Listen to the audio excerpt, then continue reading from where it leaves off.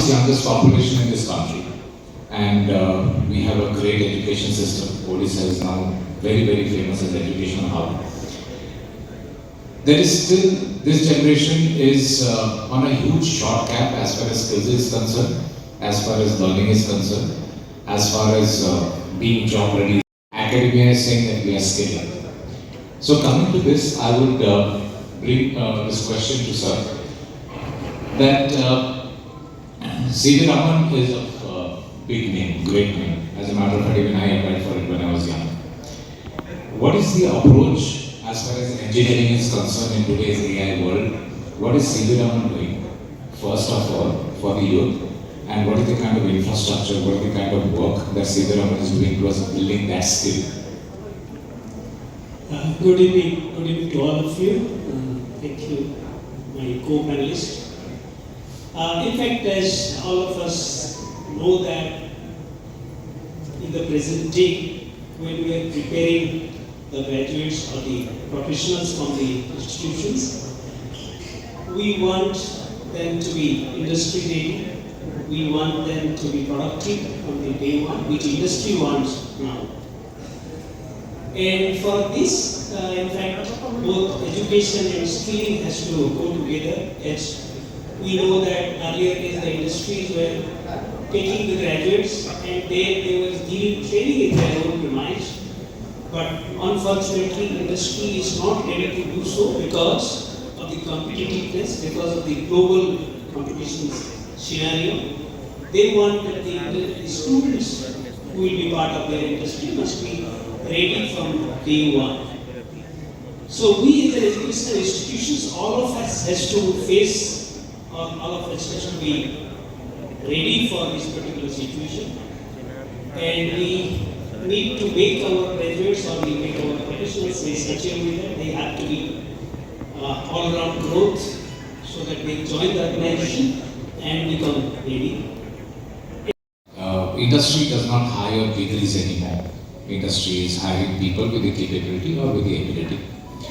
So, being such a large university, what is the research infrastructure which is being provisioned or which we are envisioning to provision for your engineering graduates and other graduates, so that they have that kind of ability created to them in academia, in which they will be more relevant in the industry tomorrow?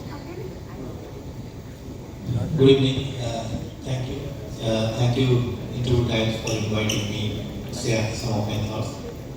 Thank you all co-panelists. Yes, there is a concept of there is a gap now being talked about that industry ready students are not available. So for that, every university is gearing up. So as also we are also gearing up for that. And NEP 2020 also has focused on this. I think 50-60 years back, there were skills embedded into the education. Over the years, I think skill took a backseat, and yes, the education took the other way. So now it has again come back that we have to focus on not only the knowledge, fundamental aspects, but also the skill in a particular area, particular direction. So the education plus skill makes them one will be ready. And that's what every university is doing on this also we are doing.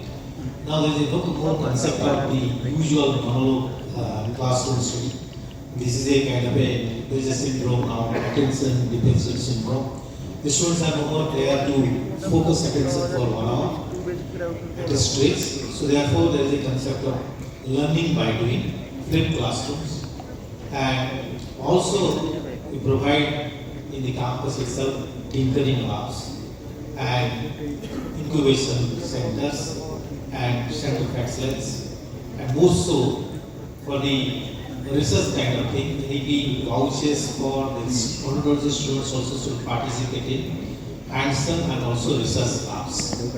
So, Innovation is something you have to make mistake. That's the necessity actually. So how do you address this tension?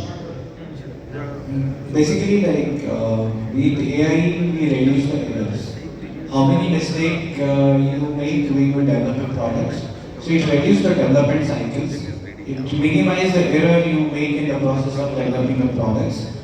And eventually, you develop a better product which is more flexible, agile for future trends. Okay. And if you look into, like, I would like to also address the previous questions. It's very hard to restrict AI in any legal boundaries because technology has no boundaries. We human have boundaries. Okay. Now coming back to how we can restrict, we can only decide who is going to use, how he is going to use, when he is going to use, and where he is going to use. Only these human factors you put in the legal boundaries, and then you control, manage, and manipulate or effectively use AI uses. That is the legal factor you can take into consideration. But minus this, is very hard to put any technology into a legal framework because technology as such has no boundaries. Right. Second, the best uses of AI from a government point of view, like if you need to produce a state budget, okay. Nobody has tried, but let's try this time producing a budget with AI. You see how amazing it is.